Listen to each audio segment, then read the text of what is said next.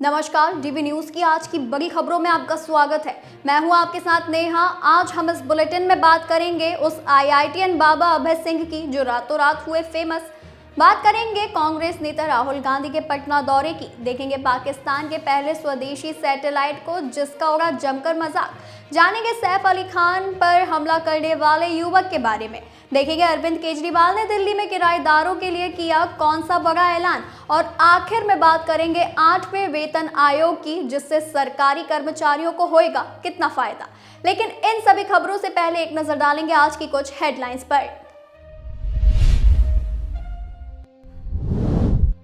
देश की प्रमुख दो पहिया वाहन निर्माता कंपनी टीवीएस मोटर्स ने दिल्ली के प्रगति मैदान में पेश किया दुनिया का पहला सीएनजी स्कूटर, जिसका नाम है जुपिटर सीएनजी। दिल्ली चुनाव के बीच बीजेपी ने आप संयोजक अरविंद केजरीवाल के नॉमिनेशन पर उठाए सवाल। 3 जगह वोट और एफआईआर आए पर भी छिपाई जाने का लगाया आरोप। दिल्ली चुनाव में 981 उम्मीदवारों ने किया नामांकन। हाई प्रोफाइल नई दिल्ली सीट पर 29 उम्मीदवारों ने भरा नामांकन पत्र। इंदौर के खजराना गणेश मंदिर पर 3 दिवसीय चतुर्थी मेले का हुआ आयोजन। लगाया गया 1.25 लाख लड्डुओं का भोग। 3 करोड़ के आभूषणों से किया गया श्रृंगार। संयुक्त किसान मोर्चा ने 26 जनवरी को की देश भर में ट्रैक्टर मार्च करने की अपील।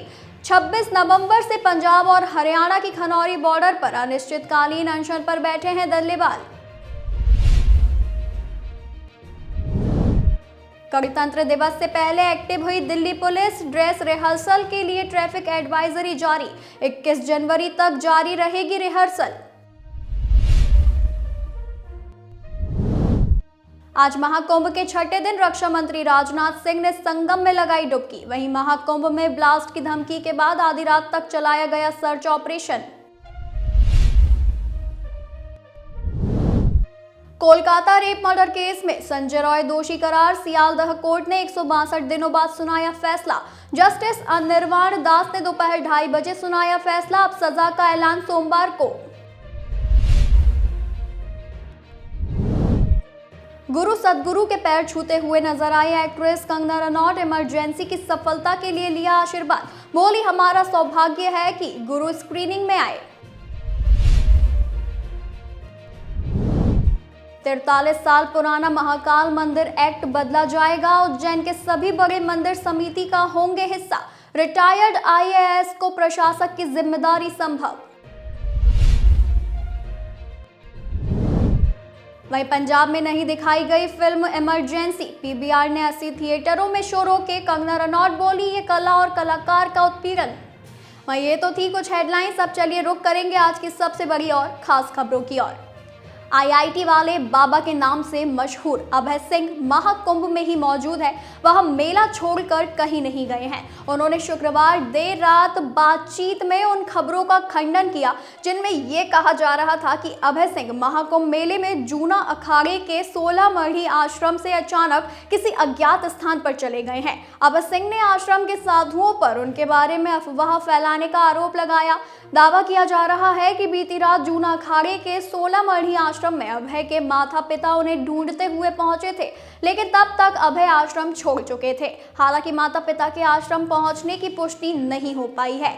जूना अखाड़े के 16 मढ़ी आश्रम में मौजूद दूसरे साधुओं के मुताबिक अभय सिंह लगातार इंटरव्यू दे रहे थे। इसका असर उनके दिमाग पर दिख रहा था और उन्होंने मीडिया से कुछ ऐसी बातें भी कही जो उचित नहीं थी। उन्हें जूना अखाड़े के आचार्य महामंडलेश्वर अवधेशानंद गिरी के पास भी ले जाया गया था। अभय सिंह की मानसिक स्थिति देखकर जूना अखाड़े ने फैसला लिया कि उन्हें आश्रम छोड़ देना चाहिए और इसी के बाद देर रात अभय आश्रम से चले गए। आईआईटी वाले बाबा ने बातचीत में कहा कि अरे उन्होंने गलत खबर फैला दी है। आश्रम के संचालकों ने रात को मुझे वहां से जाने के लिए बोल दिया था। अब उनको लगा कि ये फेमस हो गया है, इसे कुछ पता चलेगा तो हमारे खिलाफ जाएगा, तो उन्होंने कुछ भी बोल दिया। मैं वहां से गुप्त साधना में चला गया हूँ। ये सारी अफवाहें झूठी है। कांग्रेस नेता राहुल गांधी आज बिहार दौरे पर हैं। इस दौरान वे पटना के बापू सभागार में आयोजित संविधान सुरक्षा सम्मेलन में पहुंचे। ये आयोजन संविधान के महत्व, उसकी सुरक्षा और समाज के कमजोर वर्गों के अधिकारों पर चर्चा के लिए किया गया है। कार्यक्रम के दौरान गेट पर मीडिया के लिए विशेष पास जारी किए गए, जो भारतीय संविधान के पहले पन्ने के डिजाइन पर आधारित थे। लाल रंग के इस पास पर एक तरफ द कॉन्स्टिट्यूशन ऑफ इंडिया और दूसरी तरफ सम्मेलन की जानकारी अंकित थी।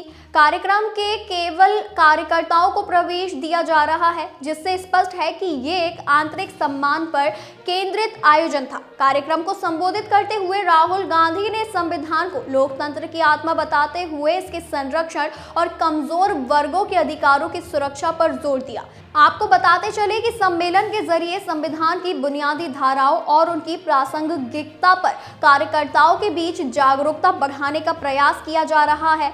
मीडिया की एंट्री नियंत्रित होने के बावजूद सम्मेलन में बड़ी संख्या में कार्यकर्ताओं की उपस्थिति और संविधान की सुरक्षा को लेकर चर्चा ने कार्यक्रम को एक महत्वपूर्ण राजनीतिक संदेश का मंच बना दिया। वहीं बिहार में राहुल गांधी के दौरे को लेकर सियासत तेज हो गई है। बीजेपी राहुल गांधी पर हमलावर हो गई है। मंत्री शिवेश राम ने मीडिया से बातचीत के दौरान कहा कि कांग्रेस ने अंबेडकर का अपमान किया है। देश के पहले पीएम राजेंद्र प्रसाद को अपमानित करके अंतिम समय में उन्हें पटना भेजने का काम कांग्रेस ने किया। वीपी सिंह के नेतृत्व वाली केंद्र सरकार में अंबेडकर को भारत रत्न देने का काम किया गया। बीजेपी प्रवक्ता प्रेम रंजन पटेल ने कहा कि राहुल गांधी संविधान की बात करके घड़ियाली आंसू बहा रहे हैं। कम्युनिस्टों के साथ कांग्रेस ने अंबेडकर को चुनाव हराने का काम किया। अंबेडकर से किए गए बर्ताव को लेकर कांग्रेस को माफी मांगनी चाहिए। वहीं बता दें कि पाकिस्तान के पहले सैटेलाइट को चीन से लॉन्च किया गया है। इसका नाम EO-1 है। इस लॉन्चिंग और सैटेलाइट की तस्वीर के साथ वहां के प्रमुख पॉलिटिशियन और नेता शहबाज शरीफ ने एक लंबा चौड़ा पोस्ट एक्स पर शेयर किया है। इसके बाद से ही शहबाज शरीफ के पोस्ट पर पाकिस्तान के पहले स्वदेशी सैटेलाइट को ट्रोल किया जाने लगा है। यूजर्स इसे पानी की टंकी बताते हुए इसका जमकर मजाक बना रहे हैं। साथ ही इस पर और भी कई तरह के मीम्स वायरल हो रहे हैं। आपको बता दें कि शहबाज शरीफ ने इसे पाकिस्तान के लिए एक प्राउड मूवमेंट बताते हुए इसे देश के विकास और कृषि क्षेत्र में एक क्रांति के तौर पर बताया है। इसके बाद से इंडियन यूजर्स के अलावा पाकिस्तानी और अन्य देश के यूजर्स इस सैटेलाइट का मजाक बनाना शुरू कर चुके हैं। इसके अलावा एक अन्य यूजर ने लिखा है कि नई पानी टंकी के लिए बधाई हो। एक यूजर ने सफेद रंग की पानी की टंकी की फोटो पोस्ट करते हुए लिखा कि किसकी पानी की टंकी चुरा लिए हो। वहीं कुछ यूजर इंडिया और पाकिस्तान के पहली बार सैटेलाइट लॉन्चिंग का मीम भी शेयर करते दिखे, जिसमें इंडिया में इसरो का लॉन्चिंग पैड दिखाया गया तो वहीं पाकिस्तान के लिए कागज का बना बच्चों के खेलने वाले हवाई जहाज की तस्वीर थी। बॉलीवुड के अभिनेता सैफ अली खान पर हुए हमले के मामले में मुंबई पुलिस अपनी जांच का दायरा लगातार बढ़ा रही है। एक्टर पर हमले के 3 दिन बाद भी आरोपी कानून की गिरफ्त से बाहर है। मुंबई पुलिस ने हमलावर को गिरफ्तार करने के लिए 35 टीमों का गठन किया है और अब तक 50 से अधिक लोगों के बयान दर्ज कर चुकी है। बयान दर्ज कराने वालों में सैफ अली खान की पत्नी करीना कपूर और उनके स्टाफ समेत अधिकांश परिचित ही है। मुंबई पुलिस ने ऑटो ड्राइवर भजन सिंह राणा से भी पूछताछ की है, जिन्होंने सैफ अली खान को घायल अवस्था में सतगुरु शरण बिल्डिंग के बाहर से लीलावती अस्पताल पहुंचाया था। बॉलीवुड अभिनेता सैफ अली खान के बांद्रा स्थित घर पर हुई इस घटना के 3 दिन बाद अभिनेता पर हमला करने वाले संदिग्ध हमलावर का एक नया सीसीटीवी फुटेज सामने आया है, जिसमें वह एक दुकान पर ईयरफोन खरीदते हुए दिखाई दे रहा है। उसने नीले रंग की शर्ट पहनी है और पीठ पर काले रंग का बैग लटका रखा है। इससे पहले मुंबई पुलिस ने कुछ और सीसीटीवी फुटेज जारी किए थे। इनमें से एक सीसीटीवी फुटेज सतगुरु शरण बिल्डिंग की 6वीं मंजिल का है, जिसमें संदिग्ध नंगे पांव सीढ़ियों पर चढ़ता हुआ दिखाई दे रहा है। एक अन्य सीसीटीवी फुटेज में संदिग्ध को बांद्रा रेलवे स्टेशन के पास पीले रंग की शर्ट में देखा गया। वह लगातार अपनी लोकेशन बदल रहा है। घटना के 1 दिन बाद हमलावर के पहले सीसीटीवी फुटेज में उसे नीली शर्ट पहने हुए देखा गया था, जबकि वारदात वाली रात उसने काले रंग की टी-शर्ट पहनी थी। मुंबई पुलिस ने कहा कि हमलावर ने संभवतः बांद्रा से लोकल ट्रेन पकड़ी और मुंबई के किसी दूसरे इलाके में चला गया है। पुलिस की कई टीमें संदिग्ध का पता लगाने के लिए शहर भर के रेलवे स्टेशनों के सीसीटीवी फुटेज खंगाल रही है। एफआईआर के मुताबिक घुसपैठिया अभिनेता सैफ अली खान के छोटे बेटे जय के बेडरूम में घुस गया था। घरेलू सहायिका के शोर मचाने के बाद सैफ और करीना जय के कमरे में पहुंचे। सैफ ने घुसपैठिए को पकड़ने की कोशिश की तो उसने उन पर हमला कर दिया, जिससे सैफ काफी चोटें आई हैं। आम आदमी पार्टी के राष्ट्रीय संयोजक अरविंद केजरीवाल ने दिल्ली में किराएदारों के लिए भी बड़ा ऐलान किया है। उन्होंने कहा कि आम आदमी पार्टी की सरकार बनने के बाद दिल्ली के लाखों किराएदारों को भी बिजली और पानी मुफ्त में मिलेगा। केजरीवाल ने प्रेस कॉन्फ्रेंस कर कहा कि चुनाव के बाद हमारी सरकार बनने के बाद ऐसा सिस्टम बनाएंगे कि किराएदारों को भी फ्री बिजली और पानी मिले। उन्होंने कहा कि दिल्ली में ज्यादातर किराए पर पूर्वांचल के लोग रहते हैं। एक एक मकान में 100 किराएदार बहुत गरीबी में रहते हैं, उनको इन चीजों का फायदा मिलना चाहिए। मैं दिल्ली में जगह जगह घूम रहा हूँ, लोग कह रहे हैं कि हमें आपके मोहल्ला क्लिनिक, स्कूल, अस्पताल सभी सुविधाओं का लाभ मिल रहा है, लेकिन मुफ्त बिजली और पानी का नहीं। केजरीवाल ने आगे कहा कि आम आदमी पार्टी पर एक डॉक्यूमेंट्री फिल्म बनी थी, पत्रकारों को फिल्म दिखानी थी, ये एक प्राइवेट स्क्रीनिंग थी, कोई वोट नहीं मांगा जा रहा था, फिर बीजेपी इतना क्यों डरी हुई है? मैंने तो नहीं देखी, लेकिन बताया जा रहा है कि जिस तरीके से भाजपा ने षड्यंत्र करके आम आदमी पार्टी नेताओं को जेल में डाला, उससे पर्दा उठाती है। मुझे उम्मीद है कि इजाजत मिलेगी। केजरीवाल ने कहा कि बीजेपी के कुकर्मों का पता चलना चाहिए। वहां कोई पार्टी का झंडा नहीं था, इलेक्शन कमीशन से इजाजत लेने की जरूरत नहीं थी। कुछ दिनों पहले मोदी पर भी फिल्म बनी थी, तो क्या उसमें भी इजाजत ली गई?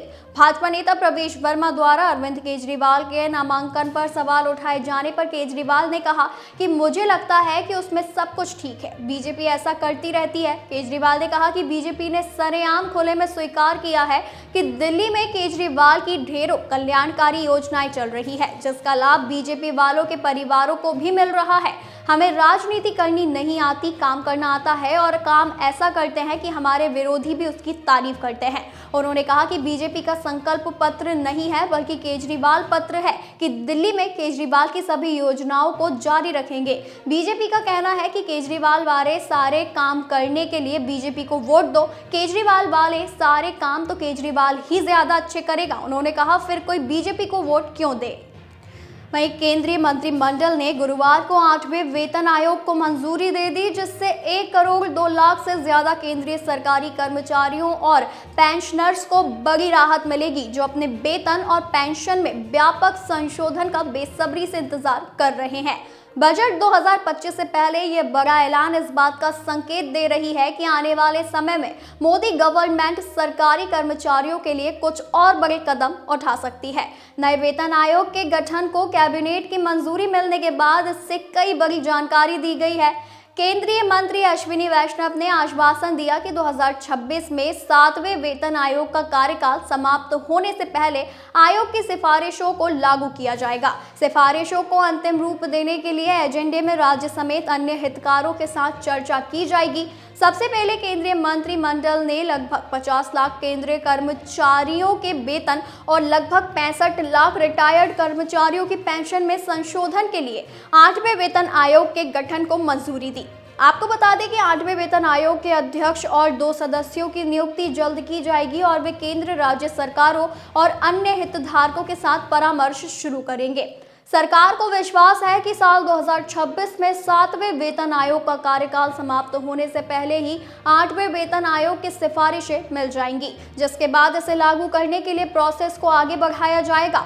सन 1947 में भारत की आज़ादी के बाद से अब तक 7 वेतन आयोगों का गठन किया जा चुका है। इन वेतन आयोगों ने समय समय पर केंद्र सरकार के कर्मचारियों के लिए सैलरी स्ट्रक्चर, लाभ और भत्ता तय करने में महत्वपूर्ण भूमिका निभाई है।